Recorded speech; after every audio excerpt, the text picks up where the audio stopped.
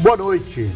Está começando o programa Linha de Fogo e trazendo mais um ícone da região. Ele nasceu em Florianópolis, é filho, esposo, pai, avô, católico fervoroso, para mim, um conhecedor, um sábio.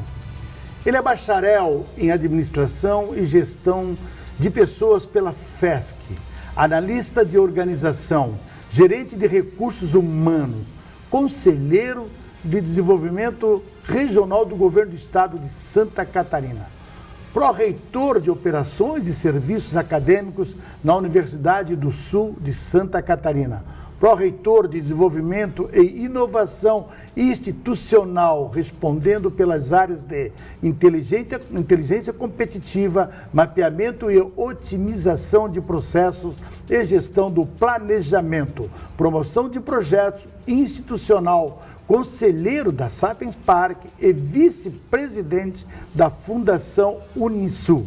Recebo hoje o vice-presidente, secretário executivo da Fundação Unisul, professor Walter Alves Schmidt. Que honra tê-lo aqui. Seja bem-vindo ao Linha de Fogo.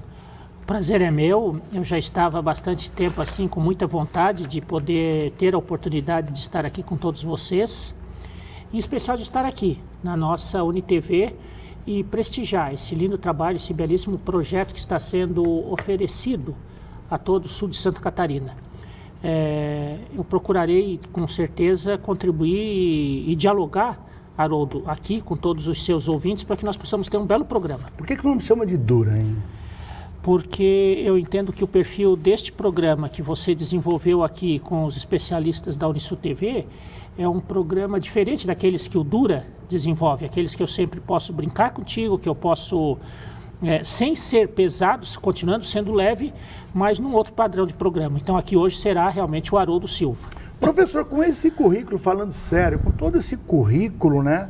Jovem professor, sempre eu tratei como professor. O senhor teve uma carreira nada fácil, o senhor, pelo currículo, pelo que a gente lhe conhece, o senhor é um vencedor. O que é ser um vencedor, professor?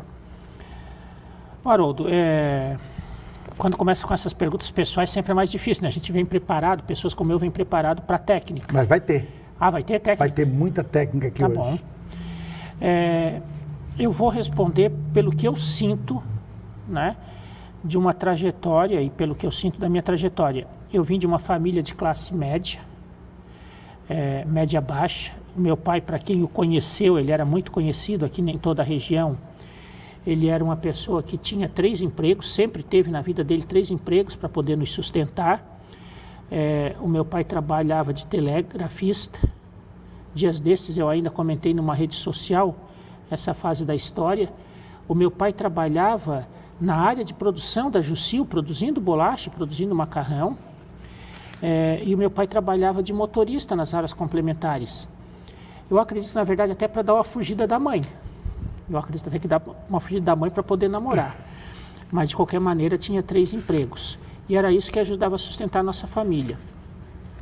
E desde jovem, eu sempre me dediquei muito a procurar estudar, nunca fui um talento, eu tive que estudar muito para poder desenvolver, sempre fui um estudante mediano, e nesse esforço todo eu fui conquistando oportunidades. E eu acho que aqui fica então a primeira lição para todos aqueles que nos ouvem e que têm interesse nessa sua pergunta. Fica a percepção e o aproveitamento de oportunidades. Eu imagino que as pessoas não devam perder oportunidades. Algumas vão se transformar em sucesso, outras não. Mas aproveitar a oportunidade é a única porta que se tem para poder realmente evoluir, né? A educação e a cultura é fundamental. Fundamental. O pai sempre dizia para nós que se tinha um patrimônio que ele ia nos deixar, seria o patrimônio da educação. Eu tenho orgulho de dizer que para minha filha, eu só tive uma filha e criei a minha cunhada, mas com muito orgulho também. E a todas as duas, naquilo que me competiu, eu sempre digo, eu deixando a educação, a formação, o caráter íntegro, de integridade, a postura de dedicação, acima de tudo com humildade para todas aquelas pessoas que nos cercam, isso é fundamental para a gente poder chegar em casa e com orgulho de poder proporcionar o pão do cada dia com o suor do seu trabalho, isso é fundamental. Agora, e aí você pode dormir tranquilamente. Professor, o estilo do programa, a linha do programa, ela é conhecer o profissional em si, a sua vida, o seu caminhar, e ao mesmo tempo é conhecer o por dentro do meu personagem, do meu convidado. Porque muitas vezes as pessoas, eu sempre digo isso, gosto de repetir. Você conhece o professor Walter Schmidt? Conheço sim, é o professor Walter, lá da Unisul. Professor Walter, conheço sim. Agora, você sabe alguma coisa sobre o professor Walter Schmidt? Família, dedicação, estudos e tudo mais? Não, esse eu não consigo ver, porque as pessoas não conseguem chegar por dentro, elas conseguem conhecer as pessoas por fora. E eu li agora na sua biografia, me chamou muita atenção quando eu li católico fervoroso. Me explica sobre isso, católico fervoroso. O fervoroso eu não sei de onde, né? Mas acho que a produção colocou mais, católico. Católico, apostólico romano. Eu venho de uma família católica, né? De ir à missa todas as semanas, essa foi a nossa educação. Depois, por um período da minha vida, eu acabei ficando distante da prática religiosa e há cerca de 10 anos eu retomei, basicamente pelas mãos do Padre Edson, nosso querido Padre Edson, todos nós. Eu fiz uma entrevista com ele na quarta-feira passada. Pois eu acompanhei também, pelas mãos do Padre Edson, pelas práticas de discurso dele, de oratória, e depois, mais recentemente também, pelo Padre Sérgio, um outro querido, a todos dois um beijo maravilhoso para vocês. Eu voltei a ter prática religiosa, eu voltei a ter experiências religiosas, voltei a ter convívio religioso, digamos assim, e eu acho que daí que vem o fervoroso. No período pré-pandemia, eu participava todas as semanas de missas, ou na quarta-feira com o Padre Sérgio, ou nas quintas-feiras com o Padre Edson. Adoro, aquilo me faz muito bem. Na pandemia, muitos sabem que eu me isolei completamente, né, para me cuidar. Eu sou o grupo de risco, me cuidei muito sobre a pandemia. Graças a Deus tomei todas as vacinas e não contraí o vírus, mas continuei praticando e participando de toda a Eucaristia através da internet. Daqui a pouco acho que nós vamos ter a oportunidade de falar melhor sobre isso que ela nos proporciona. E agora estou começando a voltar às práticas religiosas semanais. Semana passada estive, por sinal, uma cerimônia maravilhosa, uma ação maravilhosa com o Padre Sérgio, em oficinas. E eu adoro isso. Isso vai me vindo inspiração todos os dias. Volta essa foto, a foto 7, né? É a foto o senhor rezando. A fala que o senhor faz, essa foto, ela é testemunho. Eu tenho uma foto 3 também, essa aí. Eu tenho uma foto 7 também, essa foto. Essa é a capela na nossa casa. É mesmo? Nós temos uma capela dedicada à Nossa Senhora Aparecida, como todos estão vendo. Essa Nossa Senhora Aparecida, ela tem 36 anos de idade. Tá, por que Nossa Senhora Aparecida? Por ser devoto. Meu pai era devoto. Volta a foto, deixa a foto ali, produção. Meu pai era devoto de Nossa Senhora Aparecida e eu herdei essa admiração, esse carinho, esse respeito a essa representante de todos nós, seres vivos, porque ela representa, Haroldo, a mãe para nós. E como mãe, ela não deixa jamais faltar ao seu filho. E eu tenho nela, aprendi isso de berço, crenças religiosas vêm de berço, né? Eu aprendi isso e eu trago até hoje assim Nossa Senhora comigo. Uma coisa interessante também daquela imagem, se as pessoas estiverem percebendo, há um terço naquela cruz. Este terço aí, hoje ele não fica mais na capela. Esse terço aí, há uns 8 anos atrás, ele veio para junto de mim e ele anda permanentemente comigo. 24 horas por dia esse terço anda junto comigo. O terço é de Santa Teresinha? O terço é de Santa Teresinha. Tem uma relação com o Padre Edson por isso? Também? Não diria, não. Eu acho que é porque, de certo, eu ganhei dele, né? Eu ganhei lá na igreja. Eu tenho essa capela aí hoje tem rosários que eu ganhei, por exemplo, do querido e amado Padre Marcos. Tem um terço artesanal muito bonito que eu ganhei do Paulo do Flor, lindo. Então, assim, são coisas que eu vou encontrando na minha caminhada e vou juntando como crença mesmo. Agora, professor, respeito. Percebe-se pelo seu currículo que o senhor é um homem muito ocupado, o senhor é uma pessoa que usa bem o seu tempo, que se planeja. Como o senhor tem tempo para falar de fé e de Deus ainda? Eu costumo dizer uma coisa, tu já te queixou de mim. É linha de fogo, né? É linha de fogo. É linha de fogo. Lembra que há 2 semanas, 3 semanas atrás, tu te queixaste de mim? Te liguei e tu não me respondeu. Lembra? Eu achei uma falta de educação sua, sinceramente. Não, eu te retornei. Eu achava, o senhor retornou muito tarde. Ah, mas retornei. Eu quando me ligo na hora, eu retorno, professor. Não, então... O senhor estava em reunião, então? Não, estava em casa. Ah. Porque por volta de 7 horas da noite é quando eu chego em casa do trabalho. Todos os dias, 7h30. E 7h30 eu desligo o celular, eu desligo tudo e eu relaxo, eu me solto. E talvez por isso, Haroldo, que eu tenha condições de me dedicar também às coisas de fé, também às coisas.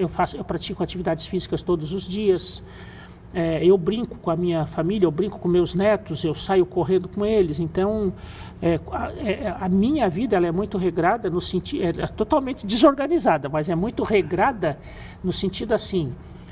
Por volta de 8 horas da manhã às 7h30 é trabalho, ninguém me tira disso, não tem almoço, às vezes Dona Mara fica muito zangada comigo.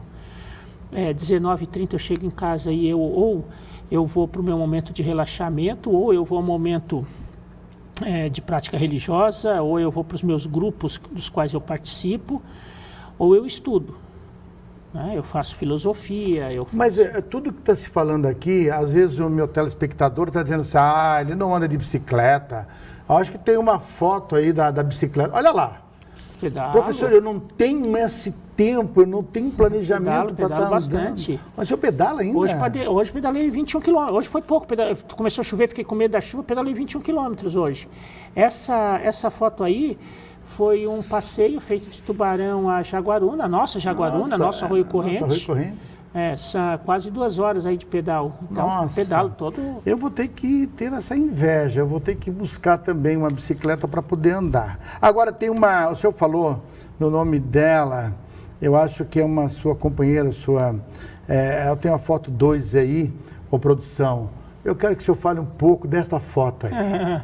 A Dona Mara. Dona Mara, muito querida, Dona Mara? Né?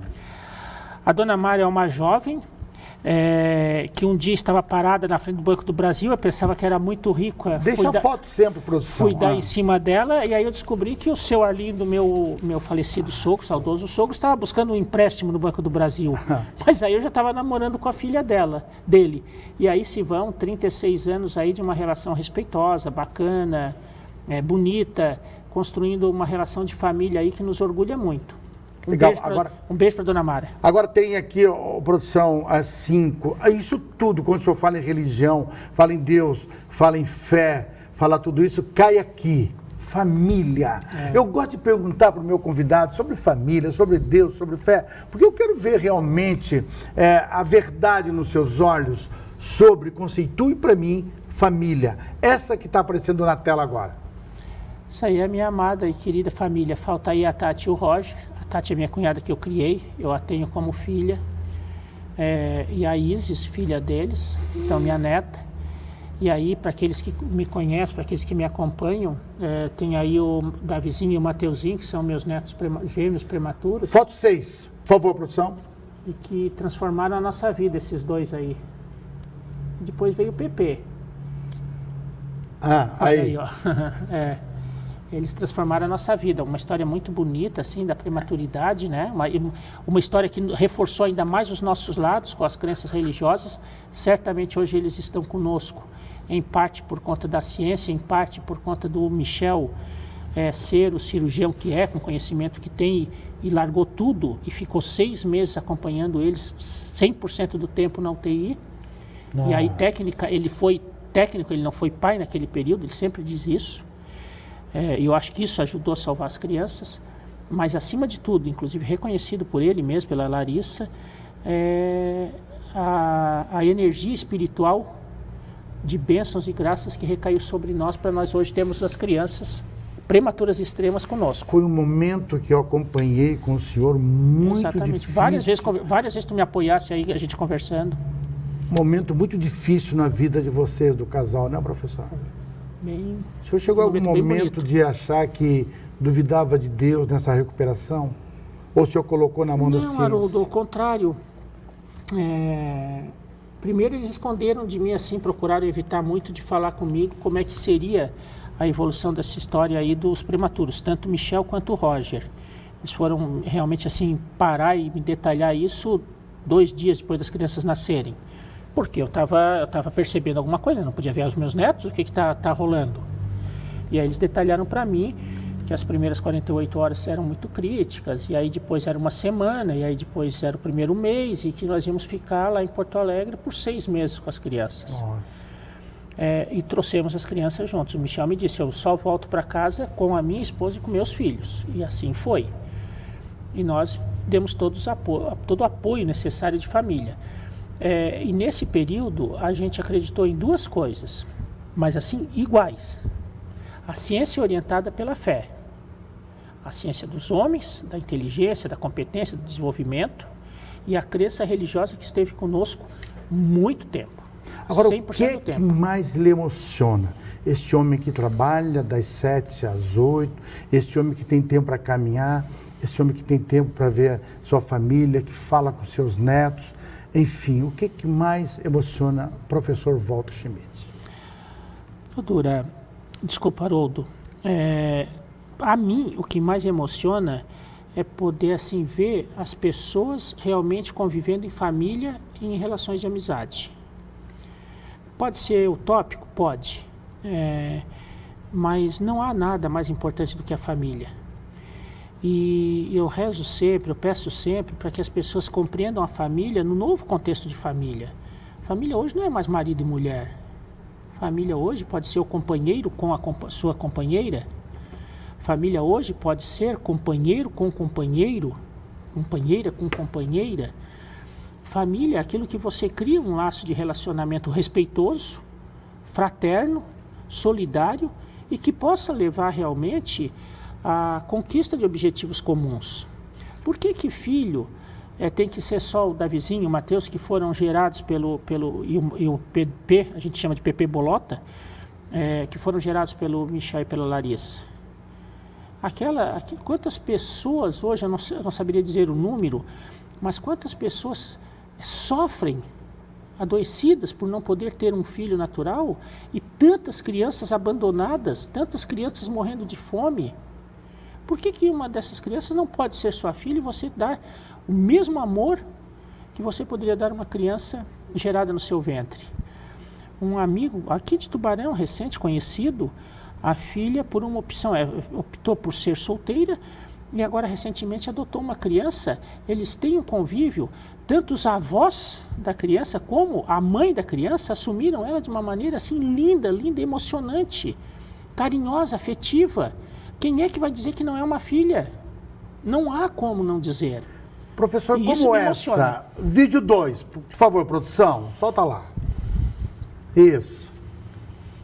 Ou vai pela ordem, então, produção. Beleza. O que representa o pai Walter para mim, né? O meu pai é uma pessoa maravilhosa. Eu me vejo e me espelho e me vejo muito nele, porque nós somos muito parecidos.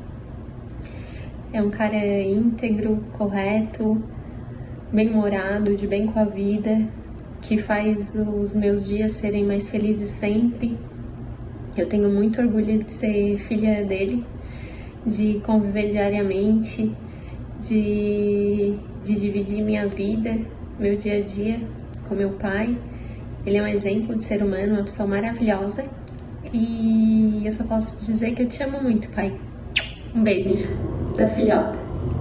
Em seguida, eu tenho um outro vídeo. Né? Não, para aí, tem mais surpresa. A primeira parte é aquilo que eu disse, eu quero conhecer. Qual é aquela menina que ajudou aqui trazendo coisa? Ela tem que trazer agora o lenço lá para mim, porque daqui a pouco eu vou chorar, né? Não, o programa sempre é assim, depois nós vamos entrar numa parte muito interessante, que é a parte técnica, né? Que eu tenho muita curiosidade e o senhor tem muito conhecimento sobre isso. Nós vamos entrar, temos tempo agora. Produção, eu quero fazer, eu perguntei o que eu emociona, um professor, mas solta outro vídeo, vamos ver quem é. O vovô é muito lindo, muito legal e tem um Woody bem maneiro e beijo pipa. Vocês amam o vovô? Nós amamos o vovô Chupipa, o vovô do Taiaio. Ele é lindão. É muito lindo, ele é doce. E ele caça o tesouro com vocês? E ele inventa todos, ele faz tudo. E ele compra super-heróis? É, topa. É Davi. Fala aqui, Davi, para a vovó. Muito legal. É muito legal. Manda um beijo, então, pro vovô. Beijo, vovô. Beijo, vovô. E você, Pepe? Um beijo pro vovô Paulo. E o vovô Paulo? Chama assim, vovô Paulo. Vovô Paulo. Diz, vovô Paulo. Vovô Paulo. Beijo.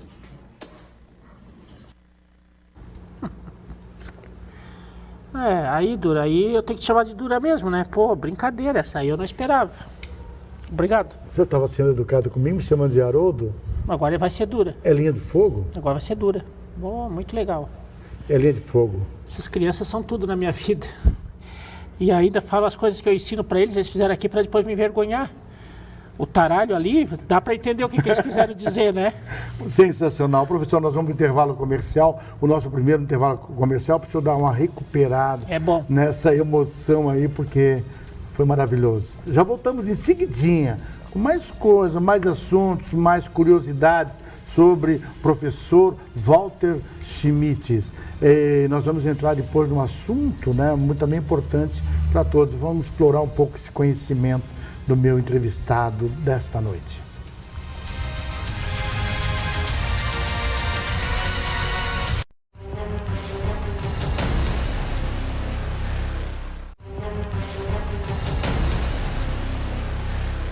Hoje, com meu particular amigo, meu querido amigo, com todo o respeito, o professor Walter Schmitz.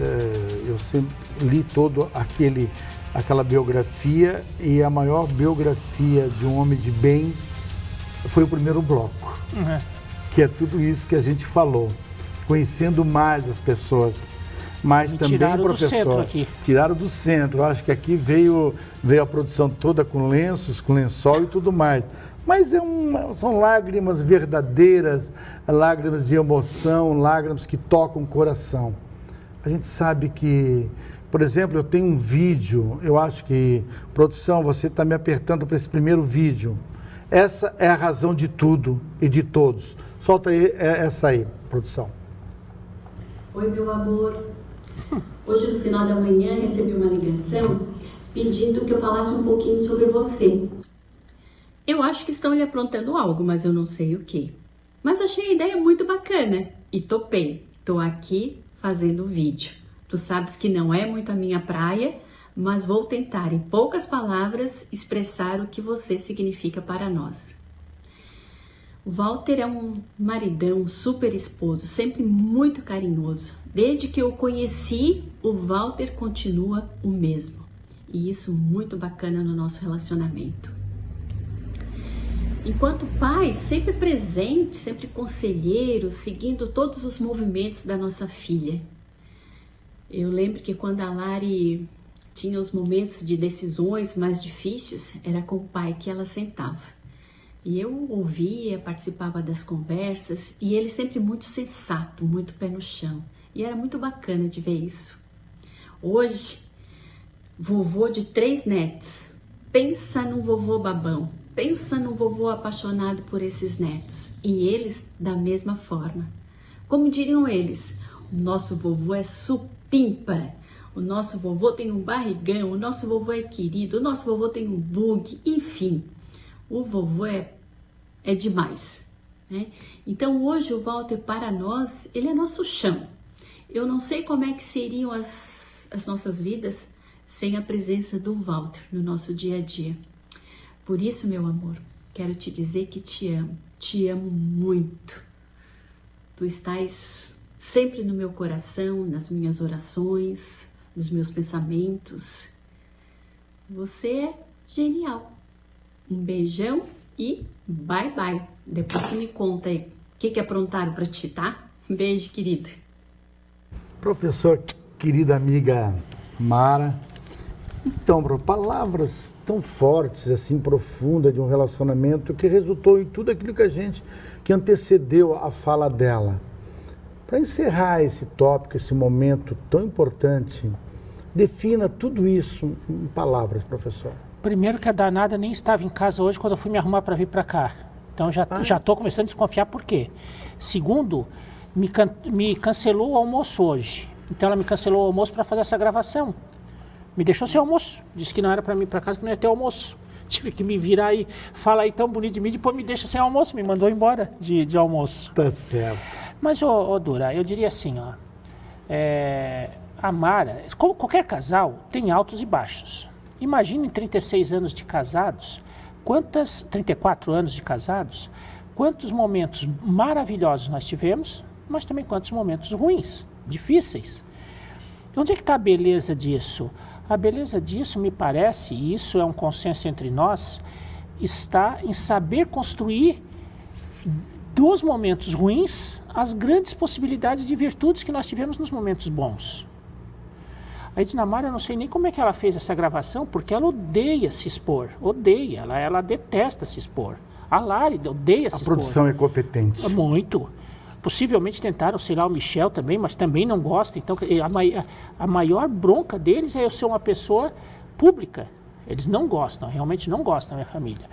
E a gente curte muito, a gente vive muito assim, com as pessoas com as quais a gente convive, sempre procurando construir possibilidades da gente ter relacionamentos mais fortes, relacionamentos mais maduros, relacionamentos mais fraternais, relacionamentos de mais solidariedade. E essa é a forma que a gente vive, e talvez por isso a gente consiga transpor os momentos ruins, construindo possibilidades boas. Para nós que somos amigos há quase 40 anos, 40 anos, a gente sabe, porque é assim que nós vivemos. Você, quantos momentos também não tão bons passou pela vida, né? E quantos a gente compartilhou e se apoiou um no ombro do outro para vencer. É assim que a gente vai vivendo. Tá certo, é assim a vida. Vamos virar a página, professor. É bom, a emoção foi muito forte, foi muito grande, foi um impacto, a gente sentiu. Agora, também existem emoções, existem aconselhamentos, existem falas e conversa. O senhor é considerado no meio político, aqui na cidade de Tubarão e no estado de Santa Catarina, como um grande articulador político. Aquele que não aparece, aquele que conversa, aquele que está nos bastidores e que orienta. Eu lembro muito bem de uma passagem sua no governo Genésio Goulart, quando iniciei praticamente a minha vida pública. Eu lembro dos seus conselhos. E de lá para cá, o senhor sempre aconselhando, pensando no bem-estar, pensando no desenvolvimento da cidade. Tudo isso o senhor envolvia desenvolvimento de várias formas. Como é que é ser articulador político sem ser o político o protagonista da ação? Haroldo, você que acompanhou toda essa trajetória sabe que em 2000 eu tomei uma decisão de me afastar da política partidária efetiva. E, de fato, desde 2000 eu não tenho mais tido assim, uma atuação política partidária, não tenho mais tido uma atuação de política efetiva, uma política ativa, né? Mas é natural que, como cidadão, eu tente colocar os meus conhecimentos à disposição da gente perceber os movimentos, perceber as necessidades, perceber as transformações necessárias e dar contribuições naquilo que são o nosso ponto de vista. Desde lá até aqui, eu tenho continuado procurando fazer isso, independente de partidos, independente de correntes, mas com aquelas pessoas que eu percebo, que eu sinto, e posso estar errado em algumas, mas certo em outras, que contribuíram para o desenvolvimento de Santa Catarina. Como foi, por exemplo, o nosso saudoso Luiz Henrique, né, que eu tive assim, muito prazer de ter aprendido muito com ele, ter contribuído. como foi mais recentemente o governo do Colombo, que eu tive várias oportunidades de ajudar, principalmente em inovação, foi quando mais aprendi lá no Sapiens Park, como tivemos agora, estamos tendo agora de ajudar, olha, independente de partido, sempre falando independente de partido, olha o processo de evolução que nós estamos vivenciando em Tubarão, com uma gestão técnica e profissionalizada que vem sendo liderada pelo Juarez e pelo Caio, e procurando envolver partidariamente muitas pessoas e apresentando projetos que certamente irão para além dos mandatos deles.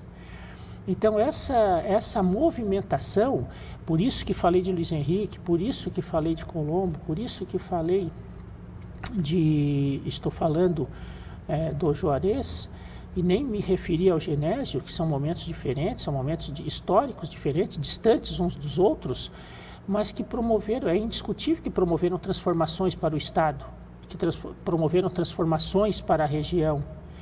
E me parece que se a gente coloca à disposição tudo aquilo que a gente ganhou de aprendizado, aquilo que a gente estudou e que a gente percebe conhecendo o mundo e as cidades, os estados, como eu tive a oportunidade de conhecer, é muito gratificante poder contribuir. E nesse contexto, por que eu fiz essa introdução? Para dizer assim, eu tenho uma crença muito grande, muito grande, de que não há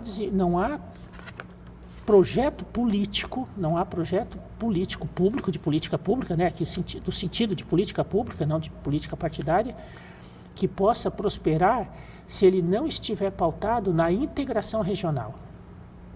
Você foi um coagente muito importante quando foi secretário de Desenvolvimento Regional. Eu tive o prazer de integrar o conselho quando você foi secretário.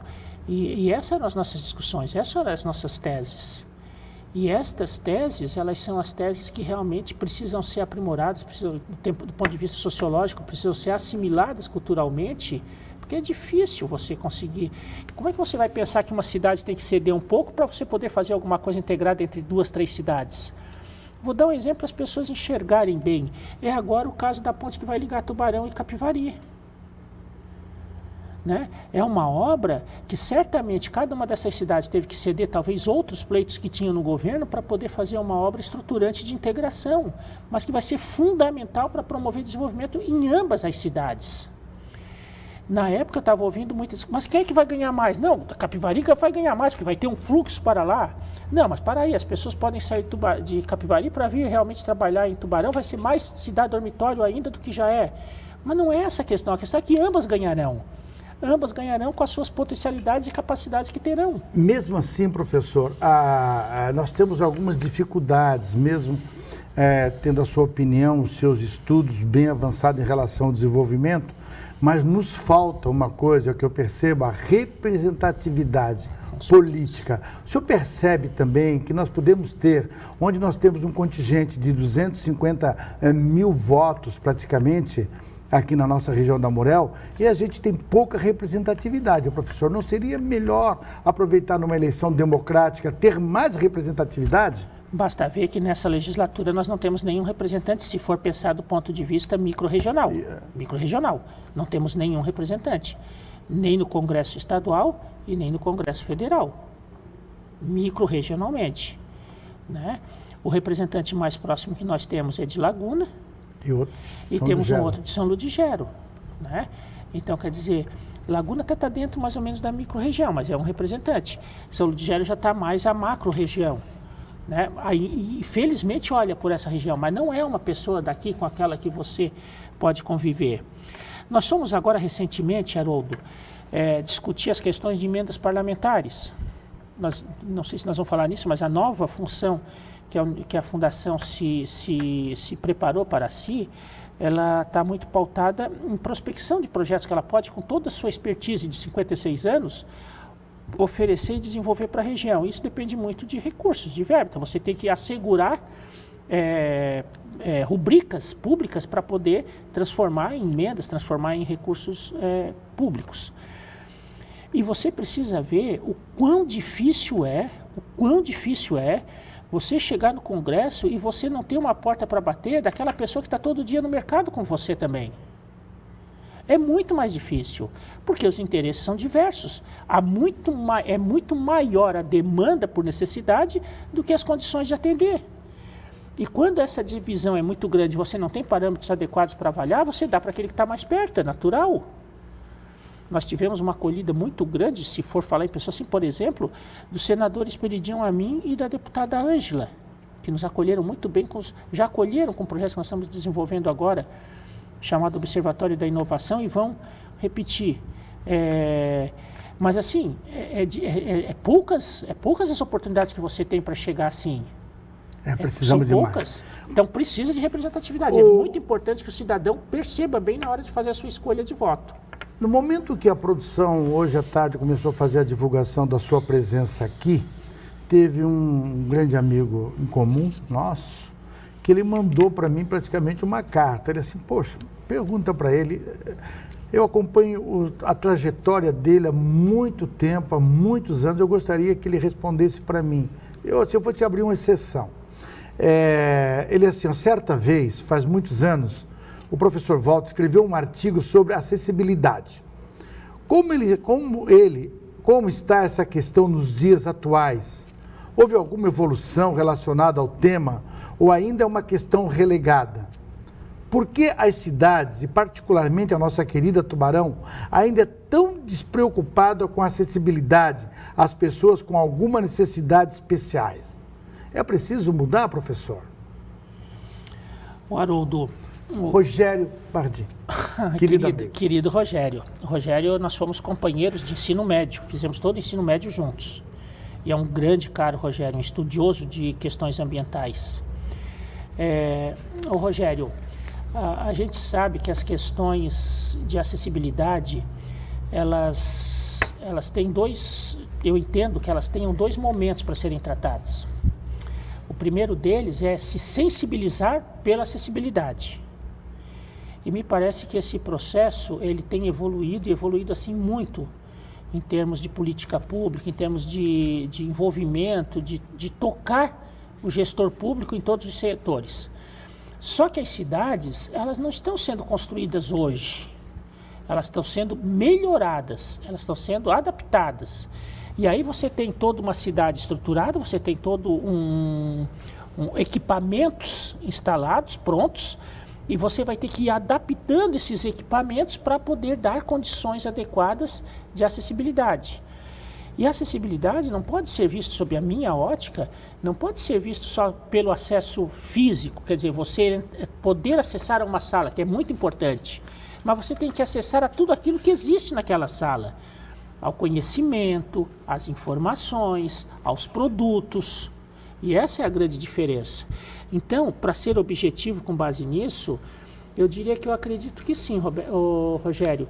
Nós estamos realmente percebendo avanços, né? A sociedade, a humanidade está avançando no respeito à diversidade, à pluralidade, isso é muito importante.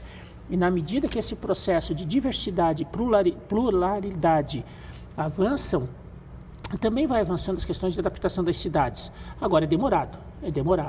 Não dá para dizer que nós estamos plenamente atendidos e satisfeitos nas questões de acessibilidade, nem nos órgãos públicos que definem essas determinações. Professor, no ano da pandemia, né, nos últimos 2 anos, 2020, 2021, forçou muito novas metodologias no trabalho, com o uso intenso da tecnologia, para que os negócios, né, os grandes negócios, as grandes empresas não pareçam, não pereçam, coisa parecida. O uso da tecnologia virtual viabilizou o home office. É isso, professor? Home office. Entre as pessoas por todo o mundo. Isso alterou as relações de trabalho, professor? Ah, sem dúvida, né? Imagina que aquela pessoa que batia ponto todo dia às 7h30 da manhã, batia ponto às 11h45, voltava a bater ponto às 13h30 e depois às 18 horas, hoje, nesse momento da pandemia, principalmente no ano de 2020, ele teve que trabalhar de casa. As empresas pegaram seus equipamentos, computador, mesa, poltrona, impressora, e deslocaram da empresa para a casa das pessoas onde elas começaram a trabalhar. E na casa das pessoas, elas não necessariamente trabalhavam a partir das 7h30 da manhã, mas às vezes elas podiam estar trabalhando às 9, 10, trabalhando com o filho no colo, trabalhando com o pessoal fazendo comida, e só que elas iam até 9, 10 da noite.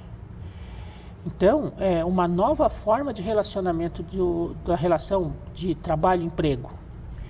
Só que aí, Haroldo, a grande questão aí, então, portanto, mudou substancialmente a relação de trabalho. A grande questão aí, ela é, de um lado, as condições de trabalho, né, que precisa ser avaliado, e há fatores de influência nessas questões das condições de trabalho. Por outro lado, as questões de legislação trabalhista. E se uma pessoa lhe entrar na justiça e disser que trabalhou para você 15 horas por dia, todos os dias, durante os últimos 2 anos? Ela está em casa, não necessariamente no escritório. E se ela não trabalhou e disser que trabalhou? Como é que a empresa se organizou para medir a produtividade dessas pessoas? E aquelas atividades que não tem como você fazer à distância, então como é que você pode ajustar? Então as empresas têm que se adaptar a todas essas condições adequadas de trabalho. E a energia elétrica que você deixou de gastar do escritório e começou a gastar da sua casa? Como é que você computa isso? Como é que você compensa isso? Então, o que ficou evidente? Que você precisa fazer adaptações das leis trabalhistas para evitar problemas futuros. Eu imagino que haverá uma demanda de alguns tipos de demanda de problemas nessa ordem. Por outro lado, as relações de trabalho, e principalmente as relações de trabalho e família, precisam ser adequadas, porque nem todo mundo tem um lugar apropriado para você trabalhar. Casais que ficaram em casa na pandemia, ficavam um na sacada e um na sala para poder trabalhar. Senão não conseguiam trabalhar, todos 2 home office. Agora, no próximo bloco, nós vamos falar nesse futuro, que antecipamos o futuro. A pandemia teve um lado um lado bom também, que ela antecipou esse futuro, essa tecnologia nos empurrou para um futuro que a gente estava planejando para muitos anos. E agora, de repente, no próximo bloco, eu quero começar o bloco terceiro bloco, dizendo o seguinte: qual é realmente esse futuro que nós estamos sendo empurrados? Já voltamos em seguidinha com essa nova dinâmica aqui, sabendo um pouco sobre a atualidade e o futuro, o nosso futuro tecnológico, vamos dizer assim, pós-pandemia. Voltamos em seguidinha.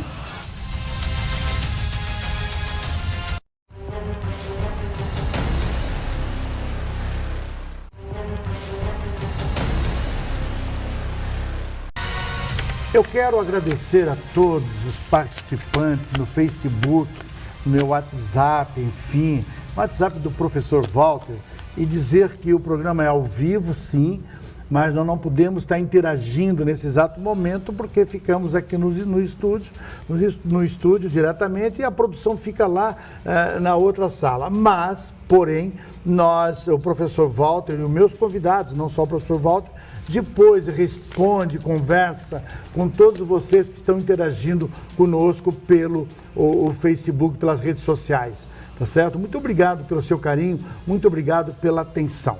Professor, eu terminei o bloco perguntando para onde que nós estamos sendo empurrados, que futuro é esse que a gente ainda não sabe, a gente está acompanhando o dia a dia, mas eu quero ver. Eu esperava, por exemplo, muitas situações daqui a 15 anos, certo? Hoje um celular, você está conectado em tempo real, você trabalha, como você bem explicou, em casa e tudo mais. Eu não estava esperando isso tão rapidamente. E a pandemia teve este lado, né, em que pese que nós perdemos mais de 600 mil vidas aqui no Brasil, mas teve este lado que acendeu, que nos ligou ao futuro. Mas qual é esse futuro, professor? Haroldo, eu acho que a gente pode dialogar com essa sua pergunta sobre 2 óticas distintas. A primeira delas é assim, o presente do trabalho, ele é híbrido, acabou. Jamais nós vamos voltar naquela situação que o trabalho será indo direto numa sala, num escritório, e lá se dedicando a prestar, a dar a contrapartida do seu trabalho pelo seu salário. E ele também não será como foi no ponto áureo da pandemia só em casa. Vocês da comunicação, Haroldo, devem ter percebido isso. Hoje você faz um programa de televisão, por exemplo, da sua casa e não necessariamente o seu entrevistado tem que estar aqui como nós aqui, frente a frente num estúdio desses montado. Né? Você faz um programa e faz às vezes com pessoas distantes. Então esse futuro é híbrido, vai ser misturado. Há momentos que você pode fazer de casa e o seu entrevistado em qualquer lugar e há momentos que nós teremos num estúdio preparado como este. Então essa é a primeira grande questão que a gente precisa ficar convencida. Não, as coisas não voltarão mais no estágio anterior. Não existe mais como voltar no estágio anterior. Mesmo no presencial e mesmo na distância. A segunda grande questão é bem o que você terminou na sua frase. A grande questão não é ir para o futuro. A grande questão é para qual futuro? E eu costumo dizer, eu converso muito sobre esse tema aí com o Daniel Castanho, que é o presidente do Conselho de Administração da Ânima, foi um dos fundadores da Ânima, e a gente virou assim amigos, né, há bem mais tempo do que essa operação, e a conclusão que a gente costuma chegar, a conclusão que hoje é assimilada pelas grandes empresas, pelos grandes pensadores de administração, não é ir para o futuro, isso é inevitável, mas a grande questão é responder para qual futuro? Para qual futuro? Mas para aí nós temos que entender, professor, desculpa eu te interromper, mas me leva um pensamento de que as profissões do futuro também estão em debate. E o futuro do emprego. E aí que está. Então você tem que se preparar, e preparar o jovem, preparar na escola, preparar na universidade, preparar em casa, preparar os seus filhos para qualquer futuro que venha a ser enfrentado. Então eu diria que ao invés de se preocupar com o futuro, que se preocupe para qualquer futuro. E aí nessa condição de um futuro híbrido, você precisa ter um bom domínio pleno das tecnologias mobiles, as tecnologias que estão, por exemplo, no celular, e não de uma tecnologia, não de um equipamento. Você precisa estar preparado para todas as tecnologias que puderem estar a seu serviço. Cada vez mais produtos e soluções só estarão viáveis se eles estiverem na palma das mãos, no celular, no tablet, só isso. Aí nós podemos falar na educação, principalmente, essa tecnologia, ela entra na educação. O caso do Colégio Deon foi noticiado recentemente, né, que está finalizando, né, um ambiente de alta tecnologia, né? Está aqui na tela, né? Para contribuir com a formação dos estudantes, enfim, a relação do aprendizado do estudante, professores, enfim, para prospectar o aprendizado do estudante. Então, nós estamos falando justamente isso, professor. A educação pode ser a grande porta de entrada dessa tecnologia? Exatamente. Eu só vou fazer uma ligação das duas coisas para chegar nessa questão do Colégio Deon. Então, este futuro para o qual nós teremos que estar preparados, para qualquer futuro, ele tem muito a ver, Haroldo, com aquelas questões que não são rotina. Porque todas as questões que estão rotinas, se o seu trabalho é pegar esta caneta e tirá-la daqui e pôr aqui, isso é uma rotina. Todo dia você vai para a sua empresa e ao longo todo dia você tem esse trabalho. Pega a caneta daqui e põe aqui. Esta rotina, ela pode ser transformada em algoritmos. E se for transformada em algoritmos, o robô faz. Então este trabalho, este emprego será substituído pelo emprego de um robô. Ora, então tudo aquilo que é feito de rotina será transformado em emprego de robô, ponto. Se tudo aquilo que é feito dessa forma é transformado em emprego de robô, você tem que se preparar o jovem, preparar o seu filho, preparar a sua família, dar as condições de conhecimento básico para que ele possa desenvolver aquilo que não é a rotina. E aí surgirão os novos empregos. Daí surgirão as novas oportunidades de trabalho. E as escolas que se prepararem, como o Colégio Deon está se preparando neste projeto, em parceria com a Google for Education, que é este projeto da Google, o que nós estamos falando aqui? Nós estamos falando em uma tecnologia, existem outras. Esta é uma tecnologia que nós entendemos que no momento é uma tecnologia ampliada, que ela consegue traduzir tudo aquilo que é rotina, tudo aquilo que é operacional, e aí os algoritmos, os robôs que tem por trás disso, transformam esses algoritmos em processos de identificação de gaps de conhecimento. Então, por exemplo, ele vai ver que o jovem, na matemática, ele não consegue avançar, ele não podia se aperfeiçoar muito bem, por exemplo, em números radicais. Então, o que ele faz? O próprio sistema, ele orienta o professor e o aluno que ele tem que estudar mais as bases de números radicais. E com isso ele vai suprindo. Então, ao invés de você se preocupar de como é que ele aprende, o algoritmo ajuda o professor a perguntar, a responder o seguinte, encontrar respostas para o seguinte: por que ele não está aprendendo? E aonde que ele não está aprendendo? E aí você começa a suprir essas necessidades e forma o grupo todo de forma mais homogênea. E esse é um diferencial de um colégio como o Deon e que você não encontra em nenhum outro colégio, por exemplo, aqui na região. Isso você só encontra no Colégio Deon. Que no futuro poderão entrar. Que no futuro poderão ter essas tecnologias, claro, desde que compreendam. Agora, qual é o grande fator diferencial disso tudo? A tecnologia você compra, você vai lá, faz um contrato com a Google e você contrata, você entra na plataforma.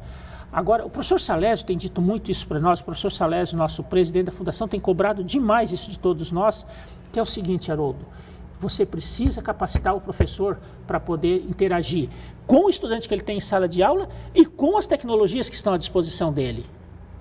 Para este projeto da Google for Education, há uma sala especial. Aliás, todos aqueles que nos acompanham estão convidados a ir ao colégio e conhecer a sala da Salatec, onde se instala esse equipamento. Agora, a sala, os equipamentos, os robôs, enfim, tudo aquilo que lá existe disponível não seria absolutamente nada transformador, não mudaria a realidade das pessoas se os professores não estivessem capacitados para isso. Então, é homem, é conhecimento, é ambiente e é máquina. E que tipo de aluno nós vamos transformar com a tecnologia? Nós vamos transformar naquele aluno que precisa ter a sensibilidade acima de tudo. Agora, sensibilidade pautada no conhecimento tecnológico. Como é que a tecnologia pode ser colocada a meu serviço? Como é que a tecnologia pode ser colocada a serviço de transformar a realidade das situações, problemas que nós encontramos? O aluno, o estudante formado, ele vai ser um estudante que ele vai dizer o seguinte: eu tenho um problema aqui ambiental. Como é que eu resolvo o problema ambiental? Um estudante que vai responder melhor as questões que o Rogério manifestou preocupação, Rogério Bardini. Como é que eu vou redesenhar as cidades para que elas sejam mais acessíveis para todos os tipos de necessidades ou de deficiências de acessibilidade que eu tenho? Para que tipos de cadeiras para cadeirantes eu vou preparar as calçadas? Nem todas são elétricas, mas nem todas são manuais. Para que tipo de preparação, por exemplo, o grande problema da humanidade no futuro, no próximo século, será a água. Isso está falam alguns estudiosos que agora parece aí que talvez a Rússia e a Ucrânia antecipem isso, mas falam que a próxima grande guerra mundial será por água, né?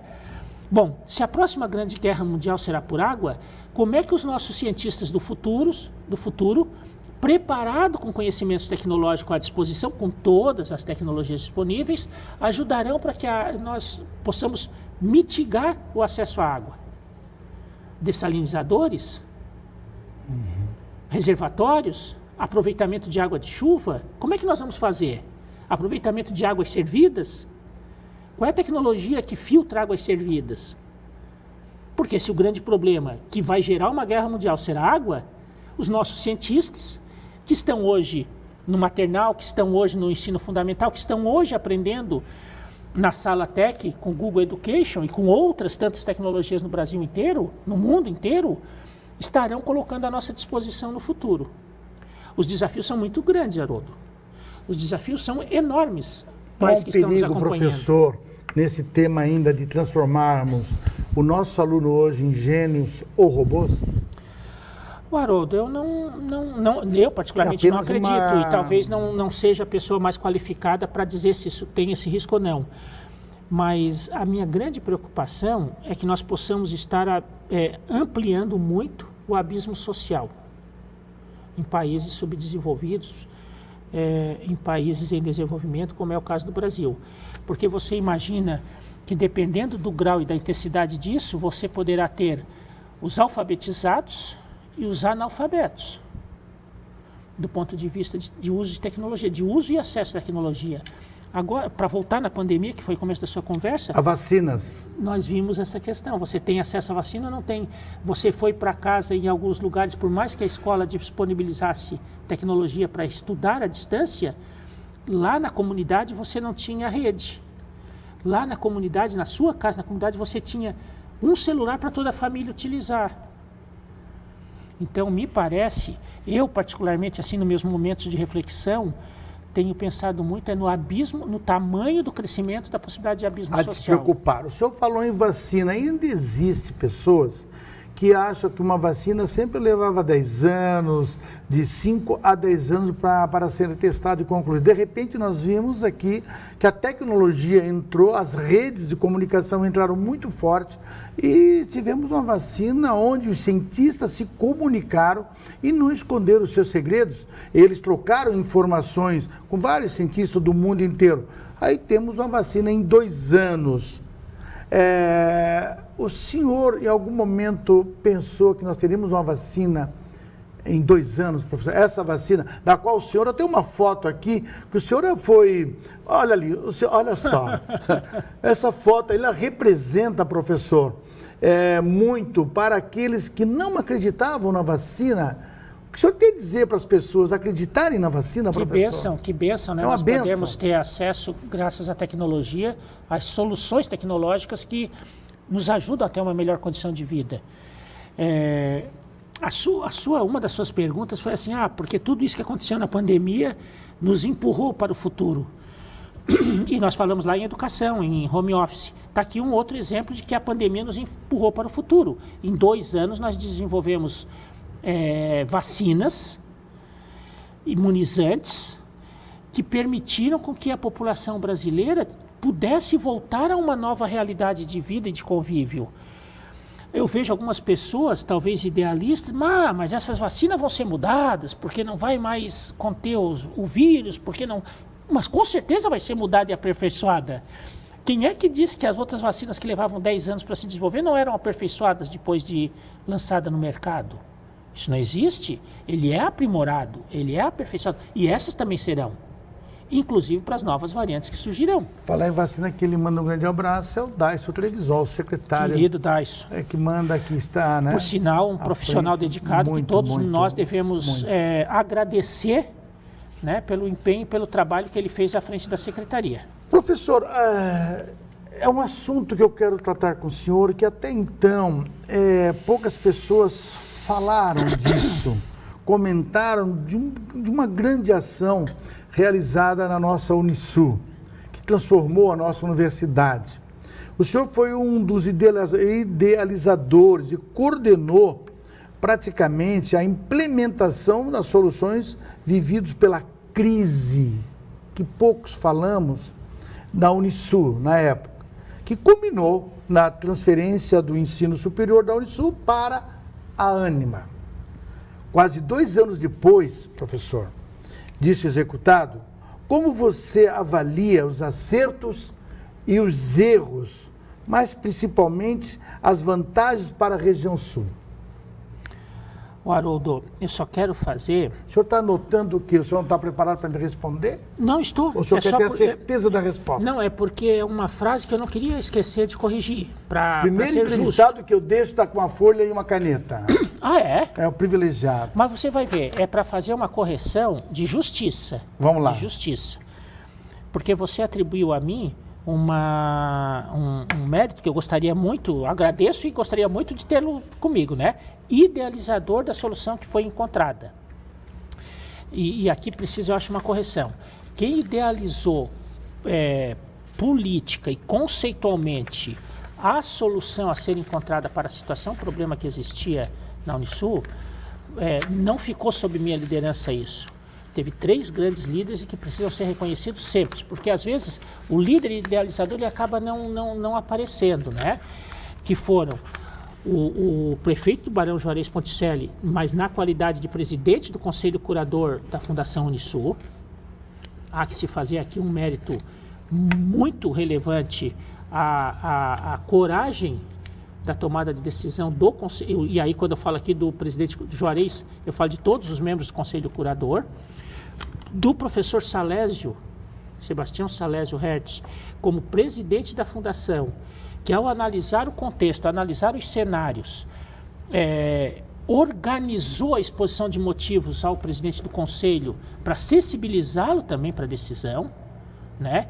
E juntos com o então reitor da Fundação Unisul, o professor Mauri Herdt, essas 3 pessoas, esses 3 profissionais, esses 3 homens públicos que assumiram a condição de idealizadores das soluções. Eles analisaram os cenários, podemos ter ajudado a construir os cenários, podemos ter ajudado a construir, mas eles analisaram os cenários e tiveram a coragem pública de tomar as decisões a serem seguidas. A nós coube a implementação das táticas e da operação dessa estratégia. Então nós implementamos num grupo coordenado, aí sim que foi coordenado por mim, por escolha deles e por delegação deles, a coordenação da implementação e da operação que vinha sendo supervisionada por eles. De todas as escolhas que nós avalizamos e que nós podíamos ter, foi feita a escolha pela Ânima por uma escolha de princípios associados aos princípios fundacionais que precisavam e iriam ser garantidos. Nós chamamos de princípios, nós estabelecemos 5 premissas e essas 5 premissas foram atendidas pela Ânima. Entre elas, as condições de nós podermos minimizar integralmente os passivos, que eram o grande problema nosso, históricos, né? De uma mudança de contexto, de uma mudança de cenário, porque era muito fácil alguém chegar e dizer, resolvia com decisão, foram decisões erradas do passado. Mas, na verdade, há um contexto diferente de organização comunitária dos anos 60, quando as nossas instituições foram criadas e fizeram um belíssimo trabalho nesses últimos 60 anos, e agora o contexto é outro. A realidade agora da educação chama escala. A realidade agora da educação chama capital. A realidade agora chama tecnologia, que nós estamos falando, isso precisa de recurso para investir. A base de sustentação, eu diria assim, é o recurso tecnológico, é o recurso humano e o recurso financeiro. Era muito bom se nós continuássemos como estávamos e com aquela quantidade de pessoas também alocada, mas a gente preservou o quê? A gente preservou emprego. A gente não preservou o trabalho, não necessariamente o emprego de todas aquelas pessoas que se viram na necessidade de sair da instituição e criarem outras possibilidades, e todos estão de alguma maneira ou de outra hoje ocupados e desenvolvendo outras atividades. Mas não dava para imaginar que permaneceria como estava. Agora, professor, na sua avaliação, teve mais acertos do que erro? Sem dúvida, sem dúvida.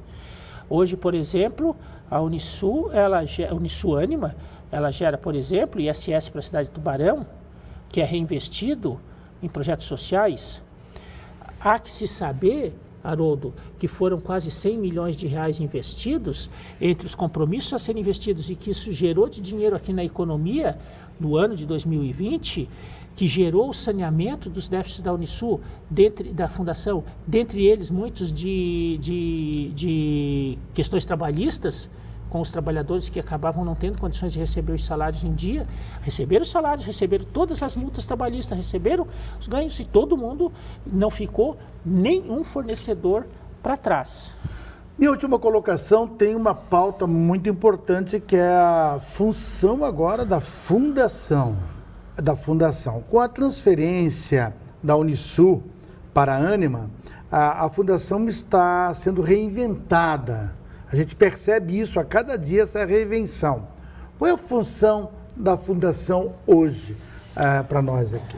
Haroldo, o professor Salésio, quando a gente terminou a migração de transferência do ensino superior para a Ânima, ele nos reuniu e, de novo, na função de líder do processo, estabeleceu as grandes diretrizes para a nova fundação. E nessas grandes diretrizes, eu peguei uma assim que era fundamental e que para mim ela é norteadora de todas as outras, né, na determinação da presidência, que é o seguinte: nós precisamos garantir a preservação da nossa essência que criou essa fundação há 60 anos atrás. E qual era essa essência? O comprometimento com a participação na promoção e no desenvolvimento regional. Esse passou a ser a essência dessa nova fundação, dessa nova concepção reposicionada da fundação. Então, dentro desse desenho de comprometimento, a gente revisitou as nossas finalidades, revitalizamos as nossas finalidades, e eu diria que a gente estabeleceu 4 grandes diretrizes, né, para atender essa estratégia definida pelo presidente professor Salésio.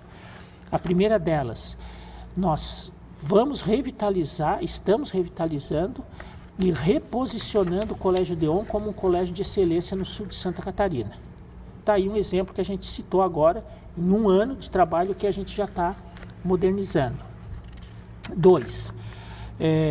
A TV Unisul, esta TV que nós estamos hoje chamada de UniTV, ela é uma referência, ela virou uma referência para a região. Ela virou um órgão apaixonante pelas pessoas que aqui estão, porque a comunidade se vê na UniTV.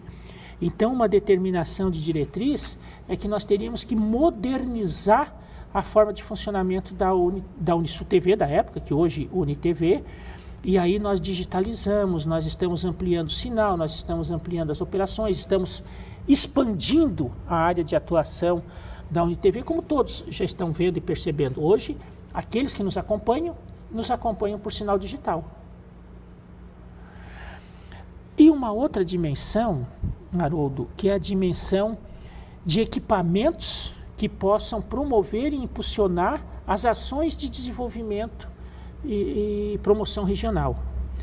Então, nessa grande dimensão, a gente está se reintegrando, se reinventando na forma de se integrar a outros equipamentos de promoção e de desenvolvimento regional, como é o caso do Centro de Desenvolvimento, como é o caso do projeto do Observatório da Inovação que nós estamos liderando, como é o caso de mais de 16 projetos novos que foram captados este ano.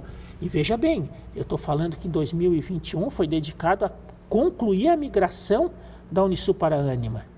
E em 2022 nós já estamos com todos esses projetos novos da nova fundação, digamos assim, ocupando o lugar dele e em desenvolvimento. E terminando de sanear todos os passivos que existiam lá atrás, porque isso você tem que, além de pagá-los, você tem que reajustar isso, você tem que ajustar isso numa nova condição organizacional, né? E isso está sendo feito assim com muito esmero, com muito cuidado, com muita atenção, com muita técnica, né? E acima de tudo, uma das determinações assim que nós recebemos da presidência é com muita transparência, para que nós possamos fazer as coisas de forma clara, de forma objetiva, de forma justa e correta. Então é isso que tem sido feito da nova fundação, e eu acho que eu vou usar aqui uma frase que o presidente do Conselho Curador, Juarez Ponticeles, tem dito sempre. Parte importante dessa solução que nós encontramos foi garantir os próximos 50 anos agora, seja da Unisul como instituição de ensino de referência nacional, que aliás hoje já se expandiu, hoje Itajaí tem Unisul, Balneário Camboriú tem Unisul, e quem sabe em breve nós tenhamos Unisul no Paraná, quem sabe em breve nós tenhamos Unisul no Rio Grande do Sul. E por outro lado, essa nova fundação que vai ajudar a ser mais uma parceira para a promoção de soluções para os problemas regionais. Com certeza.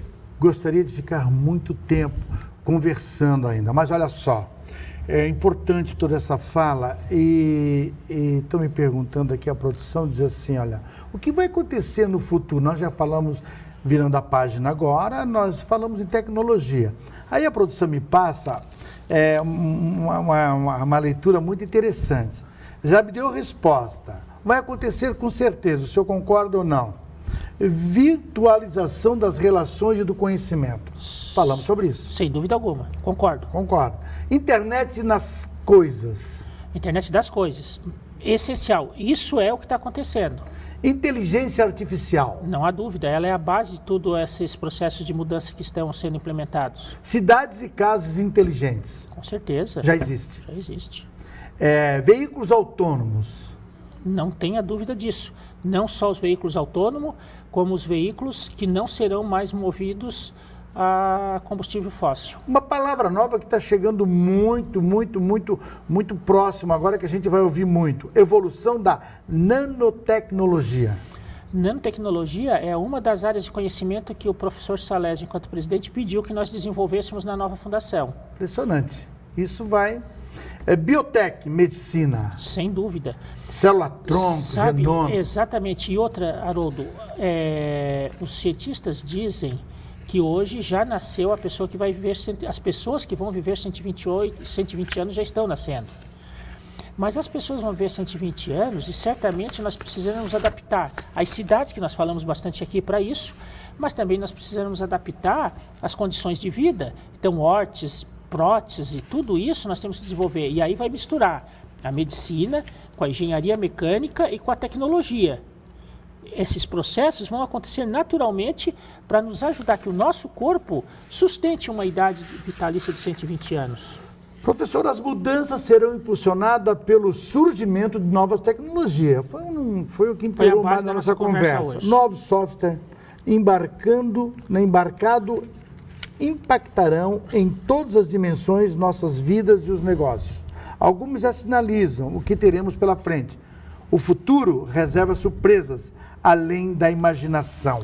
Hoje, muitos dos que estão nos assistindo aqui, se eles chegam em casa, por exemplo, e olhar para a geladeira deles, é uma demonstração disso que nós estamos dizendo.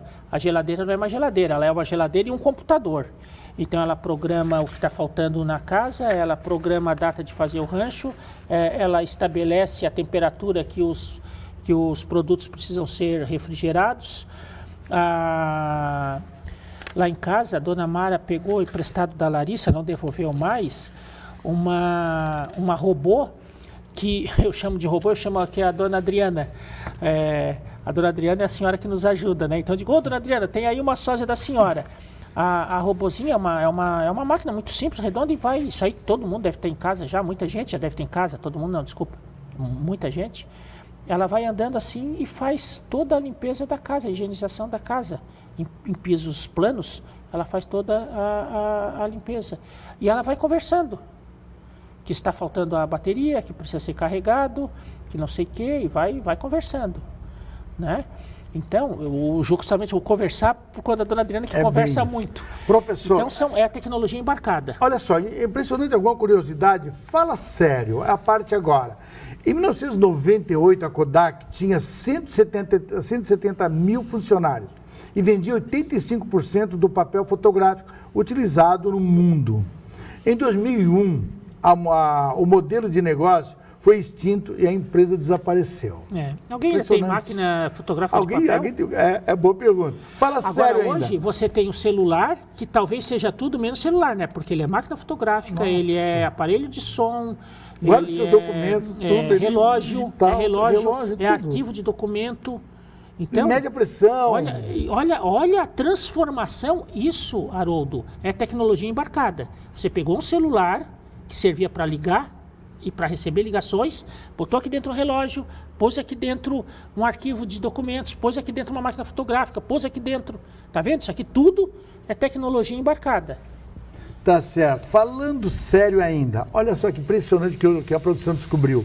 As lotações para o Paraguai e o comércio popular em São Paulo, na 25 de maio, deixaram de ser atrativos. Isso. Por quê? Hoje você pode sair daqui na sua casa e comprar uma camisa para você, de casa. Da internet. O vinho, você gosta muito de vinho, né, Haroldo? Por tudo que me dizem. Mas eu gosto. Então, hoje você pode comprar vinho de qualquer lugar do mundo, de casa, e eles entregam na sua casa. Agências de viagem ganhavam dinheiro com a exclusividade na venda de passagens aéreas e pacotes de hotéis pelo mundo. E hoje? Você foi o presidente da Santur, que chama? Da Santur. Você foi presidente da Santur. Foi diretor de marketing. Diretor de marketing da Santur, né?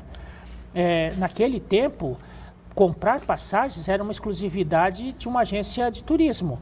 Hoje, praticamente, as agências de turismo fazem assessoria de viagem, porque a passagem você com um clique no celular, de novo, compra passagem para qualquer lugar do mundo. Compra o hotel em qualquer lugar do mundo. Falando sério ainda, a Uber não possui um carro sequer. No entanto, constitui-se a maior empresa de transporte de pessoas no mundo. Está vendo a lógica de negócio?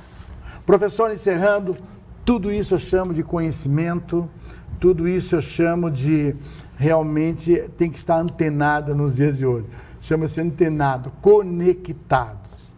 Eu te agradeço muito, muito pela essa ótima conversa, mas antes disso, a gente fala em tecnologia, a construção civil também participa disso, ela se amplia, a construção civil está no nosso dia a dia.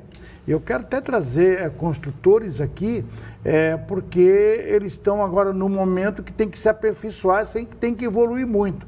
E uma das empresas que está evoluindo muito na nossa região, que são seus amigos, é isso aqui, solta lá. Eu quero agradecer a produção do programa Linha de Fogo, por me dar a oportunidade de falar dessa pessoa incrível, o professor Walter Schmitz, qual tive a honra de conhecer em dezembro de 2016. Construímos uma grande parceria em Braço do Norte e desde então passei a admirá-lo profundamente, um profissional da área de educação, com seu foco sempre voltado à inovação e desenvolvimento da região que ele está inserido, teve muito alinhamento com o meu propósito, o propósito da Weber.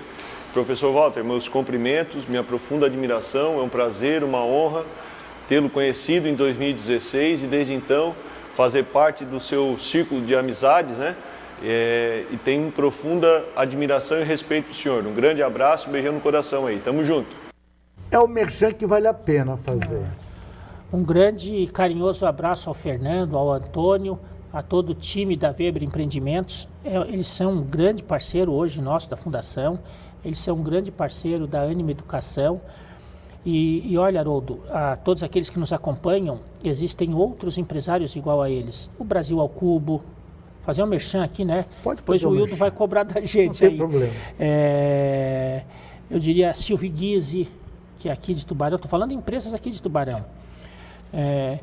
E empresários, como o seu Genésio, nós falávamos do seu Genésio há pouco, poxa, é um querido assim, né? A Eliane Alcidino, olha eles inovarem em termos de comercialização de produtos, de joias, de relógios. Olha o seu Genésio, a inovação que ele montou na logística de recebimento e distribuição de medicamentos, né? E olha a Weber que nós estamos falando em termos de tecnologia de cidades.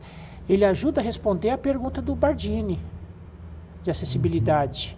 Ele ajuda a responder a ampliação do acesso, por exemplo, às instituições, aos ambientes educacionais.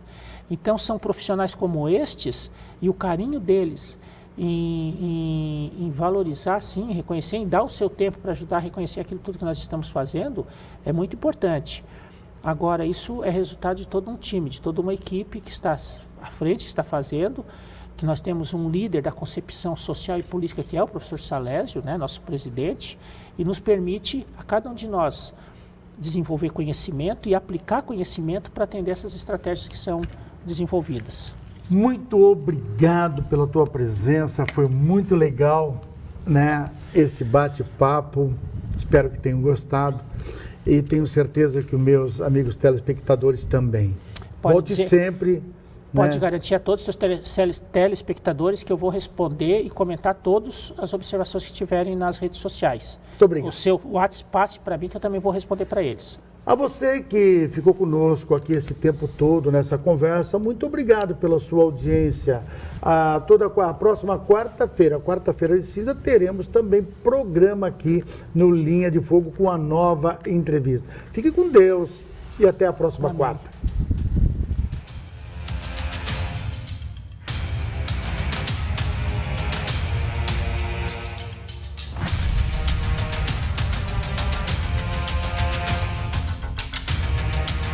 Linha de Fogo. Apoio. Lojas Adelino. Apaixonada pelo cliente.